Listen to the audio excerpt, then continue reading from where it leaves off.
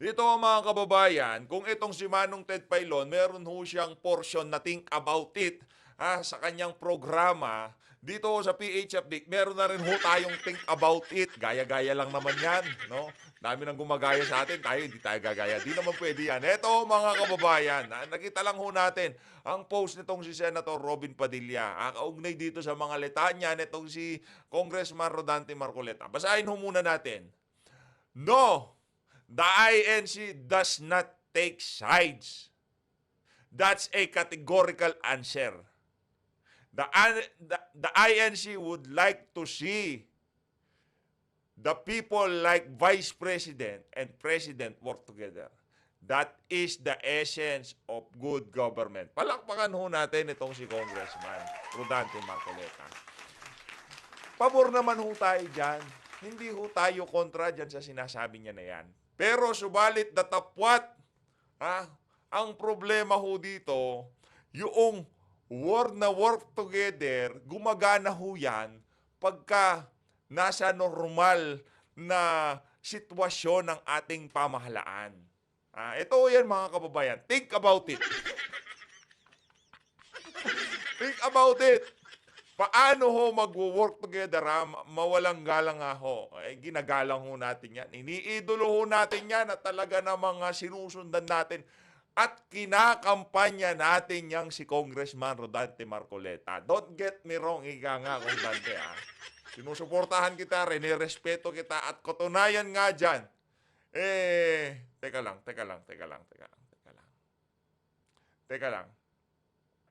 Ilang segundo na lang. 52, 55. Katunayan nga ho niyan, Congressman Rodante Marcoleta.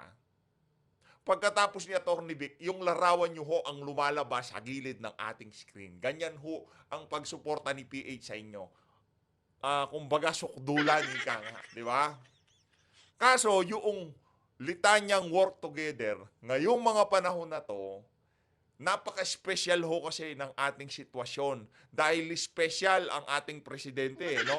Meron hong something dito sa pangulo na to. Yung word na work together, hindi ho siya applicable ngayong mga panahon na to. Paano hindi applicable? Nakatanggap na ho ng pagbabanta sa buhay. Itong si Vice President Sara Duterte. Ito, kumbaga continuation ito o explanation nito doon sa ating desisyon na medyo kumambyo at hindi dumalo. Pero suportado pa rin ho natin. Suportado ho natin yan. Hindi lang ho tayo dadalo, pero suportado ho natin. Cover natin yan. Magbibigay ho tayo ng reaksyon at uobserbahan ho natin yung gaganapin na rally sa January 13 sa Lunes, no? Ito ho yung mga dahilan. Think about it. Paano magwo-work together kung ang asawa nitong si Marcos Jr. na tong si Kokak talagang gustong mawala sa pwesto itong si Vice President Sara Duterte. Think about it. Ang pinsan nitong si Marcos Jr., itong si Bangag, na ang inyong speaker dyan sa House of Representatives, hindi tinitigilan. Umaga, gabi, tanghali, merienda, ang banat nila dyan sa House of Representatives. Itong si Vice President Sara Duterte, pinsan, asawa, hindi tinitigilan. Okay, ibigay na natin kay Bangag yan. Sa kabila ng pagbanat din ho niya dito kay VP Sara, mag-work together sila. Paano sila mag-work together kung yung mga nakapaligid sa presidente, gigil na gigil dito kay VP Sara? Yun lang naman ho ang ating katanungan dito. At tanong din ho yan ng marami sa ating mga kababayan ngayong mga panahon na to. Huwag naman ho sanang masamain ng ating iniidolo at respeto nitong si Congressman Rodante Marcoleta. Hindi naman ho kasi tayo bulag na tagasunod dito. Kay Tatay Digong lang tayo bulag na tagasunod. Ika nga kung ano sasabihin ni Tatay Digong. Approve, sir, walang problema. Kung yan ang gusto mong iboto namin, approve, sir, walang problema. Doon ho tayo kay iba, special yun Si Tatay Digong. Hindi ho yun pwedeng itabi sa mga ordinary individual. Ika nga, kumbaga, iba yan si Tatay Diggs Pero pagdating ho dito sa ano na to, dito sa mga punto de vista o litanya, ng ibang mga sinusuportahan natin, ihimayin at ihimayin ho natin yan. Gagamitan ho natin yan na sentido común at yung kung tawagin, think about it. Kayo mga kababayan, think about it. Paano ho magtutulungan? Kung umaga, gabi, merienda, hapon, madaling araw, walang ibang paksa dyan sa House of Representatives kundi ang si Vice President Sara Duterte. At kayo na rin ho nagsabi. O kung di man ho kayo, yung mga kasama nyo na rin ho dyan ang nagsabi. At yung ibang mga politiko, walang mangyayari dyan sa House of Representatives kung walang basbas ng Malacanang. Think about it. Hayo na nga mga kababayan. Kala mo Manong Ted, ikaw lang may think about it Meron na rin ako ngayon dito. Meron na rin akong think about it dito sa PH Update. Eto, meron ho tayong dito, napanood ho natin itong banat nitong si Coach Oli, napakahusay ho nito. Parehas ho tayo ng sentimiento. Kung meron impeachment, ituloy nyo na. Inuutik-utik nyo pa Ito. Pakinggan ho natin ang mga punto de vista nitong si Coach Oli. Isa sa mga banateros, isa sa mga, kumbaga, iniidolo ho natin yan. Actually, namit na ho natin yan, pero tayo ho, hindi pa ho niya tayo namit. Nakita lang pala sa malayo, no? Fans talaga Fans tayo niya si Coach Oli. Ito. Mahusay yan. Kumbaga sa mga banaderos, isa ho yan sa mga pagka nag-isip talagang matalas ho yan si Coach Oli. Pakinggan ho natin ito mga kababayan. Balita ko, NPA na lang ang gusto magpa-impeach kay BP Sara. Correct. Sila na kasi pag nakaupo si BP Sara, sila maapektuhan. Yung mga NPA na yan, mga rebelde na yan, mga komunista na yan, mga makakaliwa na yan, sila na lang. At itong mga tao, lalo na itong mga trapo, mga politiko, yung panahon ni Duterte, sip-sip kay Duterte, nung panahon ni BBM, sip-sip kay BBM, tapos ngayong bumabaho na, wala na impeachment, ayaw nang magsipirma ng impeachment, magsama-sama tayong... Yun ang problema dito. Iwas pusoy. Yung mga miyembro ng Kamara, the representante, nung nakita ho nila dito sa balita na to, nitong si Sir Julius, nasa 1 milyong miyembro ng Iglesia ni Cristo. Iba pa ho yung mga kababayan natin nasasali. Diyan sa na yan. 1 million ho. Mamaya na lang yan. Ito muna ho tayo dito kay Coach Oli. Pagtawanan sila. Partners. Yan ang importante. Yung impeachment, tuloy nyo na. Sige na. Alam nyo mga partners, bago tayo magbigay ng komento dyan, gusto kong samahan ninyo ko sa maiksing samahan din ako ng mga manunood dyan. Samahan ninyo ako sa maiksing pagtawa. Bakit? Akala ko panalangin Tawa pala. Sabay-sabay natin. Sabay-sabay natin pagtawanan. Asa na yung impeachment? Oy! Asa na yung impeachment? Ay, ituloy nyo na yung impeachment. Pang-apat na daw. Ay, nako. Coach. Diba? Pang-apat na daw, pang-apat. Nananawa. Umiiyak na yung umiiyak na yung Makabayan Block. Ano daw, actionan na daw. Hindi, 6 na mambabatas lang. Sa sobrang daming mambabatas, 6 lang ang gusto na i-impeach si BP Sara Duterte na mambabatas sa ngayon. Coach Oli, sige, tuloy mo yung mo. Yung mga manunood, pagtawanan na natin. Pambira, impeach nyo na si BP. Ako, gusto ko na pa-impeach si BP Sara Pero attend ako ng rally. Pero gusto ko magpa-impeach. Nang mayroon tayong pinagtatawanan. Diba? Nang makasagot si BP Sara. Isipin ninyo, ito balita ko rito ang dami ng dumidistansya. Ayaw na magsipirma. Ayaw lalayo sila. Kasi mag-e-eleksyon Ayaw nila ma-associate kila Tamba sa Quadcom, etc. O kaya, pasensya na partner, kukontrahin ko kayo sa sambayan ng Pilipino. Sige. Tuloy nyo na yung impeachment. Impeach na kung impeach. Yan lamang ituloy nyo na yan. Tuloy nyo na yung impeachment na yan para maghalo na talaga ang balat sa tinalupan Di ba? Alam nyo, sabi nga nagsasabi na sa akin, kung nag-iipon si partner Jay Guevara ng mga nagme-message. Ito iniipon ko rin to. Iniipon mo yung mga pagtatawa na kasi balita ko mga NPA na lang ang gusto magpa-impeach kay BP Sara. Correct. Sila na kasi pag nakaupo si BP Sara, Sila maapektuhan. Yung mga NPA na yan, mga rebelde. Real talk ho yan mga kababayan ha. Pagka kung sakaling si VP Sara ay maluklok na, si dating Pangulong Rodrigo Duterte sa loob ng 6 na taon, halos napadapa ho niya. Matapos niya yung problema natin sa insurgency. Pero pagka etong si VP Sara, mas mabangis siya si VP No, at least, hindi pa nakaupo itong si VP, alam na natin, pagka nakaupo yan, talagang mauubos itong mga makakaliwa na to. Dito tayo kay Sir Julius itong napakagandang balita nito. Again, don't get me wrong sa mga kababayan nating iglesia. Ano pa rin ho tayo dyan? So, in full support, ika nga. Suportado ho natin yan.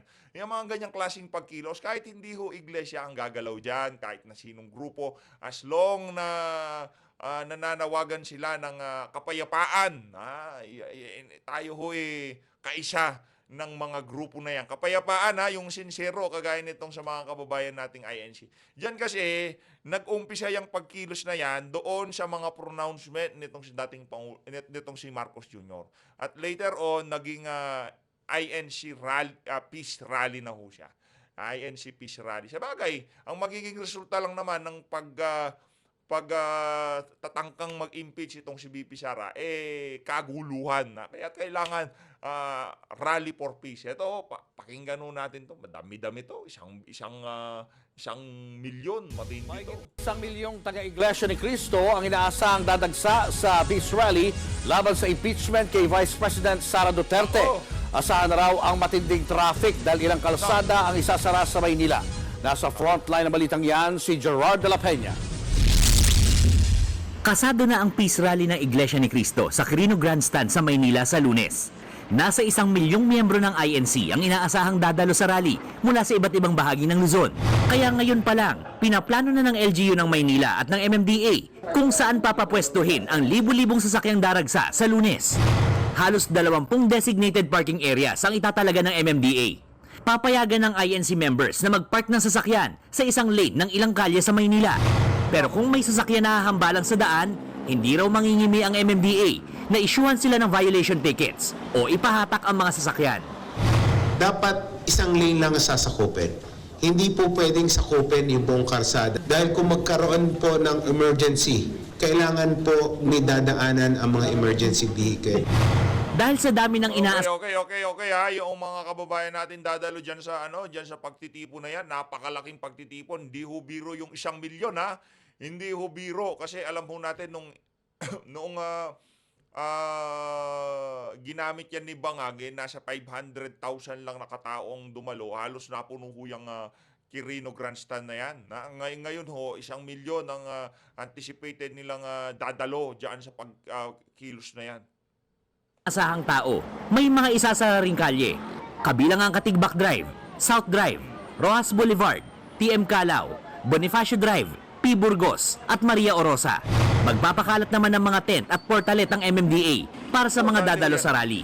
Ang lokal na pamahalaan ng Maynila, pagtutuunan naman ng emergency response at peace and order sa rally.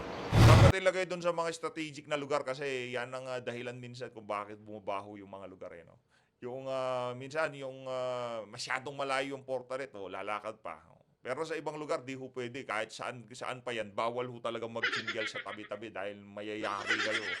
Nag-alert na rin po si Mayor sa mga nearby hospitals para in case merong magkaroon ng minor na mga medical needs, meron din kagad na mapupuntahan.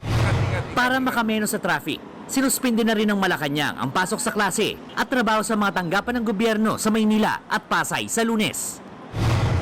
Sa Cebu City naman, wala pang anunsyo kung isususpindi ang pasok o kung may isasarang kalye. Pero ayon sa organizer ng Peace Rally doon, tinatayang aabot sa 300,000 ang sasama sa rally nila. Tiniyak naman ng Philippine National Police na hindi maaapektuhan ng Peace Rally ang mga nakaschedule na programa ng sinulog. Ang Peace Rally na yan ng Iglesia ay bilang pagsuporta raw nila kay Pangulong Bongbong Marcos. Kaugnay ng pahayag nitong sayang sa oras ang impeachment laban kay Vice President Sara Duterte.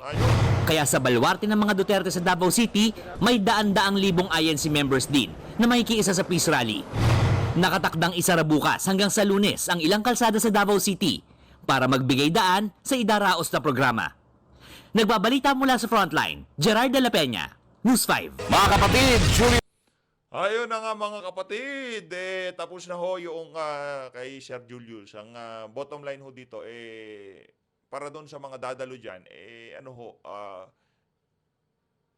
mag-extra ingat ika nga, no? Kasi lalo na yung mga, kung meron kayo dalang bata, huwag nyo na kayo magdadala ng bata, no? Kasi isang milyong tao, tapos mahirap po, no? At yung mga meron ng medyo nararamdaman, medyo mag-isip-isip po kayo. Kung hindi talaga kaya, kailangan dumalo, magdala ho kayo ng inyong mga medikasyon, no? Dahil mahirap na ho, baka bumulagta kayo dyan o kung ano pa mahimatay. Hindi ho natin alam kung ano magiging weather sa Lunes, no? Mainit, uulan, o kung ano pa man. No? Basta ingat-ingat na lang ho, no? Tayo ho dito nakantabay lang dito sa PH Update para ibahagi doon sa mga kababayan natin nasa ibayong dagat yung mga kaganapan dyan sa Quirino Grandstand sa papalapit na Lunes. Eto na matindi dito. Usapan, milyon-milyon ho tayo dito mga kababayan, di ba? Kung 1 milyon ang dadalo diyan sa Quirino Grandstand, ito si Binibining Maharlika, hindi umano, bumili ng 1.6 million na bahay sa California. Hindi kaya nasunog yung bahay na yun, ano? Nitong si Eric Sylvester. Matindi itong si Eric, mayaman. Big time. 1.6 million na bahay ni Eric. Matindi ito. Pakinggan ho natin itong mga kababayan. Yung problema, naging ganid ka eh. Kasi sabi nga ng ating mga nakakakilala sa'yo, imagine mo, September 2022, nag-apply ka ng G2 visa. Kasi yun ang gusto mong gamitin. Cabinet Secretary to nagsabi sa atin. Okay? G2 visa para hindi lang nila malaman yung ikinukubli mong lihim na ikaw ay US passport holder katulad ng asawa ni Tony Gonzaga, ulitin ko, na si Paul Soriano, na inappoint din ni Bangag bilang isang Amerikano. Di ba? So, ang dami talagang kasalanan ni Bangag. Kaya tama talaga, si Attorney Vic Rodriguez, okay? Si Attorney Vic Rodriguez, na kapag siya ay naging senador, ay ibabalik niya at magpapanukala siya ng gurgur sa mga plunderer, sa high crimes, at kung ano-ano pa. Yes, okay? So tama talaga itong si Attorney Vic Rodriguez na dapat jitayin. Hindi lang dapat jitay. Kung ako lang, Attorney Vic, pipinuhin ko ng bonggang-bongga yan. Gagawin kong sisig yung mga buwaka ng Genimis na yan. No. Mabait pa yan si Attorney Vic. Okay, here we go. Are you ready for the pasabog? Mga kababayan, ang daming nag-message sa akin na mga nakakakilala kay Erwin. Mga pictures and everything. Pero available naman sa social media. Okay, magsimula tayo dito sa mensahe ni Palangga. Alright. Okay? Okay, sabi ng ating, ng kapitbahay kasi nila to, actually, etong nag-message sa atin, siya ay kapitbahay. Kapitbahay mo. Kapitbahay ni Erich. Okay. Ay, nako. Saan yung mahiwagang barahan na? Parang wala tayong mahiwagang barahan ngayon. Okay, wala tayong hula ngayon kasi mukhang marami din pag-uusapan. Ngayon, mga palangga, unang-una, ang sinasabi ng ating, ng ating palangga na nag-message, Ms. Maharlika, ni-revoke lang yung kanyang citizenship, ay yung kanyang US passport. Hindi pa niya, sabi nga, hindi pa niya na i-surrender o hindi pa siya na denaturalized. Trabaho na ng Department of State yon at ng USCIS kung ano pa man. For now, ang pag-uusapan natin yung di umanong bahay na binili ng cash. Okay? Ng cash sa Porter Ranch, California. Okay? Ngayon, mga palangga, dahil hindi naka-declare yung kinakasama or asawa ni Tulfo, si Mrs. Tulfo dito sa California, okay?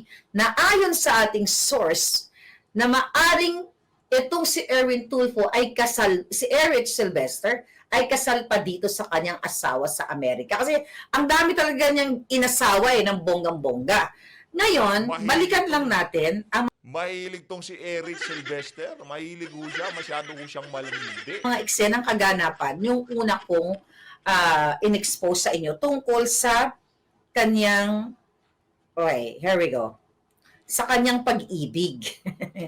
Ang pag-ibig ay sadyang ganyan. Ayan, ito.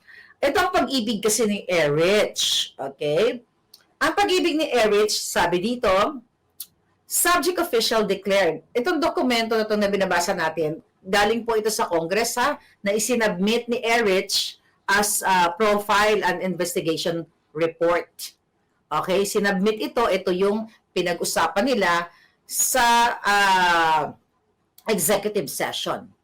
Alright. Sabi dito, another official, not another, subject official declared, which is Erwin, that he has 10 children, okay, from several women. Dami, no? Sana all. Dami. 3 were born from his marriage with Rizalina Aquino, public naman yan, of San Fernando City, Pampanga. Okay, they reportedly got married when he was still in college in the 1980s and have been living separately from each other since 1997. Okay. Said 3 children are reportedly all professionals and living with their respective families based in San Francisco City, Pampanga, and Germany. He reportedly has 3 grandchildren from 3 children. Another 4 children, tatlo na yun, di ba? Another 4 children were born out of wedlock from his cohabitation with Filipinas Zingapan of Olongapo City, Zambales. Eldest and only son is a BS Information Technology. Ang gaganda ng mga pinag-aralan. Graduate in San Beda College, Manila. Second eldest daughter is a junior mass communication student of the Adamson University. Another daughter is culinary arts graduate of De La Salle, of St. Benilde, in Manila, while the youngest daughter is a graduate of theater arts of the University of San Francisco, California. Diba? Ganyan mga pronunciation ng mga yan. Parang feeling slang, diba? Tagayahin natin. His 2 other children were the products of his cohabitation with Karen Padilla. Okay? Or Padilla. Slang, diba? Karen Padilla of Quezon City. Elder of the 2 is a BS in journalism student and at the Fordham University, ngongo ako, di ba? In New York, USA, di ba? Ganun yung mga pronunciation. In USA, this is Ben Tulfo. Alright, di ba? Ganun yung mga bigkasan ng mga slang na mga, yung mga bigkasan ng mga identity, themes. Mga accent nila, Okay. Matitindi yung mga accent. Alright, likewise, has a son with Vanessa Ira of Camarines Sur, yung Bisayang, who is a grade 4 student of De La Salle University, Green Hills, San Juan. Alright, sources disclose that officially, malabo matalola nyo kailang bagong salamin. Kailangan ng bagong antipara, Arwin. Baka naman. As financially supported all his 10. Okay.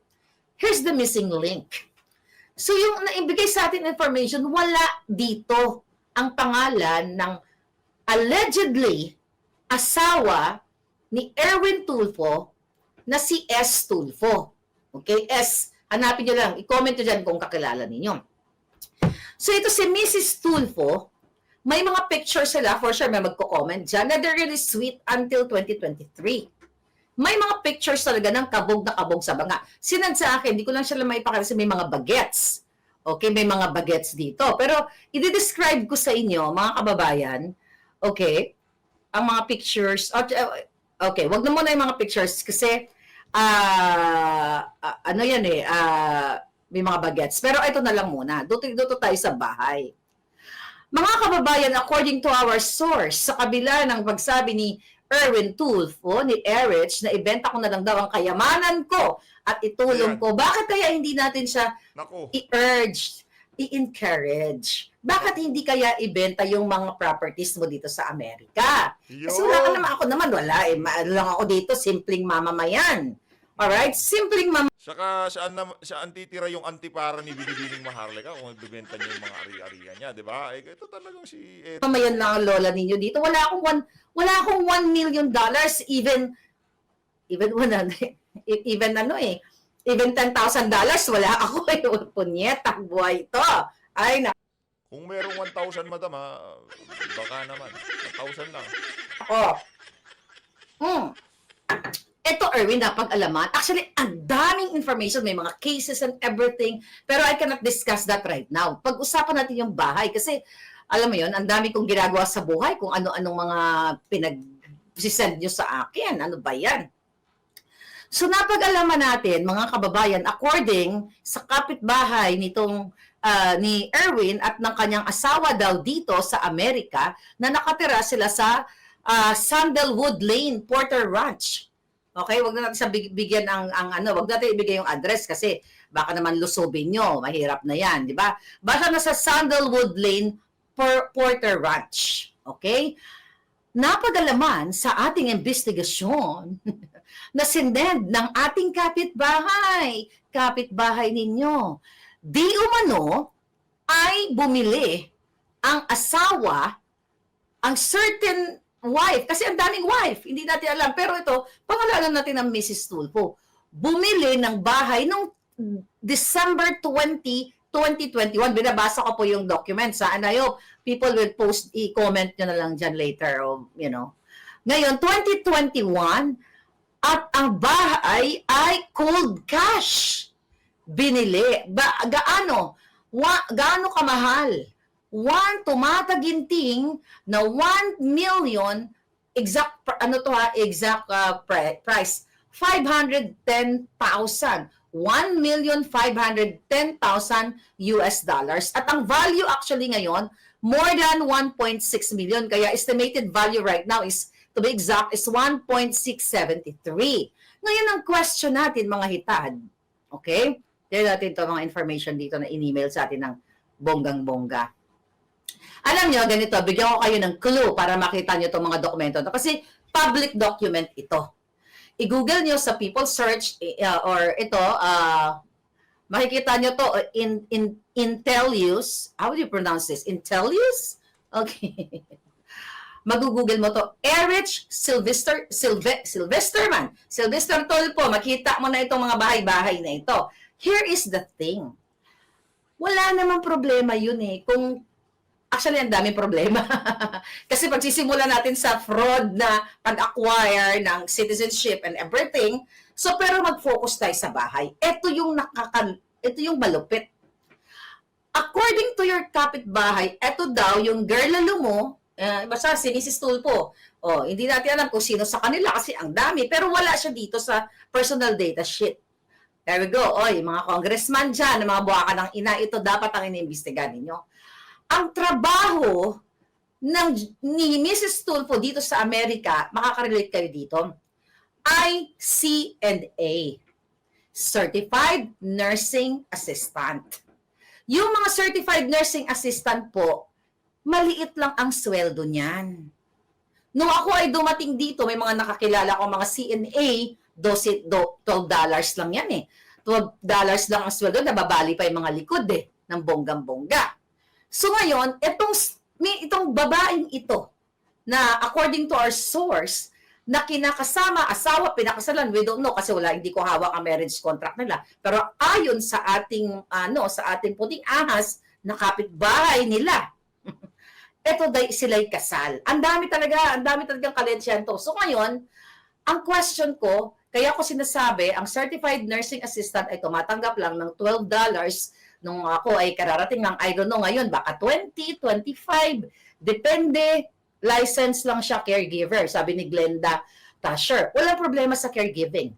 Diba? Nung bago ako sa Amerika, yan trabaho ko, tindera, wala tayong problema dyan. Ang pinag-uusapan natin dito, magkano yung tinatanggap niyang sweldo. Magkano? Kung CNA ka, ang mga nurses nga dito, even may mga palangga ko, di ba? Wala silang 1.5 million na magbabayad ka ng bahay na cold cash. Saan ka kukuha ng ano yan? Kahit sabihin mo pang $50 per hour ang sweldo mo as a nurse. May nurse ba dito ngayon na nasa Amerika o nasa Europa. Hindi ka, saan ka kukuha ng 1.5 million na pangbayad, cash? So, ang sabi ng ating kapitbahay nila pala, Miss Maharlika, ito lang itanong mo, saan kaya nanggaling yung 1.5 million US dollar na ibinayad ni Mrs. Tulfo na cash noong 2021? Ang sabi pa nga sa tatlong mensahe sa akin, kahit ugod-ugod ako dito sa Amerika, hindi ako makakahawa kahit kalahating milyon. That's true. Why? Even nagsusweldo ka, $50 per hour. Kukomputin natin, ha?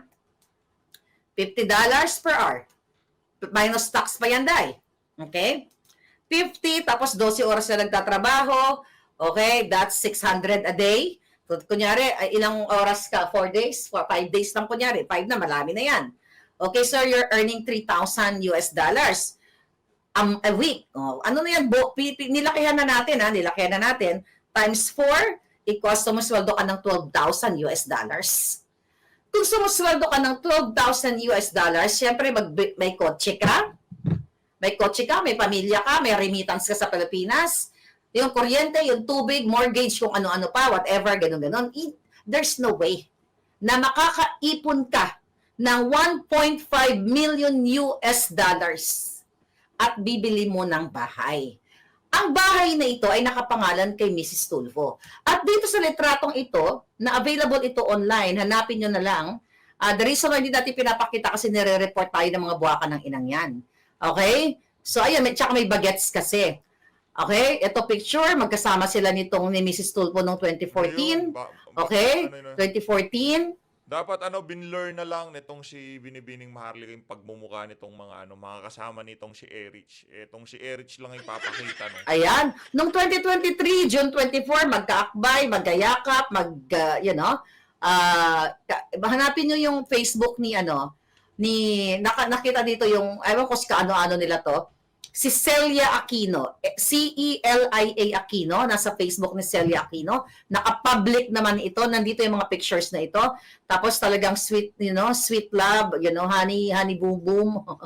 Okay, so 2023, ayan, okay. Honey boom boom. Kasama na naman niya ito, sabi dito ng nag-comment, I don't know kung kaano na to, June 26, 2023, ayan na yan, nakaibangag na si, nakaibangag na si Erich Gonzalez. So glad to be reunited with this amazing couple. Thank you for all the love and support. God bless you. Tapos magkasama itong si Erich at yung kanyang misis daw. Kasi nga sa dami ng misis, hindi natin alam. Okay, so ayan yung mga pictures and everything. Ayun, tapos itong isa, 2015. Noong 2015, matindang kasal, ewan ko, anak siguro nila to, si Erich, at saka yung jowa niya, I don't know, yung asawa niya, which is ang dami kasi. Oh my God. Ayan. Okay. Ang dami mga picture na kasama ni Erich itong girl lalo na to. Ang dami nga niyang girls. Alam mo, wala naman akong pakialam kung marami siyang girls. Hindi ko na ano yun eh. Hindi na natin problema yun kung marami siyang girls. Pero ang problem kasi, mga kababayan, ang INC ay hindi magpapagamit sa mga taong mapagsamantala, sabi ni Eric John Reynoso. Yes, shout out sa ating mga palagang INC, January 13.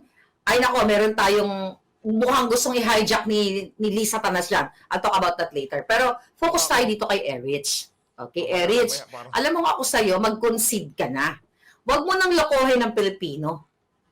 Alam mo na hindi ako naninira, Erich. Sige nga, pagka kunyari nanalo sa May, yan si Erich Sylvester. Sa tingin niyo ho ba yung pang number 13 hindi siya papalagyan? Ilulok-lok niyo yan. Amerikano yan eh. Diba? Sabi ko nga sinusuportahan kita eh. Sinuportahan kita dati. Ang punto ko lang kasi Erich is ganito Erich Sylvester. Sana, kung gusto mong maglingkod, ako I message our common friend. Okay, I message our common friend. Sabi ko sa common friend natin, at alam mo kung sino ito. Sabi ko, sabi ko ganon, remember, sir, when you ask me, ito yung message ko exactly, ito na lang, basahin ko na lang ng bonggang-bongga. Okay? May message ko kasi si friendship tungkol kay Erwin. Kasi, nakakita ko, may mga eksena. So, may message ko, lolo nyo. Alright. Ang sabi ko, Happy New Year! I know you're friends with Erwin. Sabi ko sa kanya. But as you know, sabi ko sa kanya, the issue is not about being an undocumented immigrant or TNT. I have many friends in similar situations para mabuhay ang pamilya. Ang bottom line ho dito, ang gusto lang sabihin ni Binibining Maharlika, paano ka nakabili ng ganong kamahal na bahay sa sweldong hindi naman maliit. Kung gagastusin mo dito sa Pilipinas yung sweldo niya noong mga panahon na yun, malaki yun. Pero kung doon mo gagastahin, dyan sa Estados Unidos, maliit lang ho yan mga kababayan. Paano ka nakabili ng ganyang ganyang kamahal na bahay dyan sa California? So always, maraming salamat ho sa pagsuporta sa PH Update. Again, sinusuportahan ho natin yung sa gaganaping pagtitipon ng mga kababayan nating INC. I-cover ho natin yan. Talagang encourage ko pa rin yung mga kasamahan natin dito sa PH Update. Kung gusto nyo hong pumunta at bukal sa loob nyo at talagang pagkakaisa, itinutulak nyo yan. Tayo, tinutulak din ho natin ang kapayapaan pala. Yan, kapayapaan. Tinutulak din ho natin yan. No, importante ho kasi ang kapayapaan. No? Kailangan ho yan sa ating bansa. Pero kayo ho, nasa sa inyo yun. Tayo mo dito stay put ho muna tayo. Mag-ingat ho kay lahat. Mahalin natin ng Pilipinas. Maraming salamat ho sa pagsuporta sa PH Update. Saludo pa rin sa mga kababayan nating INC. Napakaano ho niyan, napakalaking bagay ho niyan para sa ating bansa. Yan gagawin nyo na yan. Saludong saludo ho.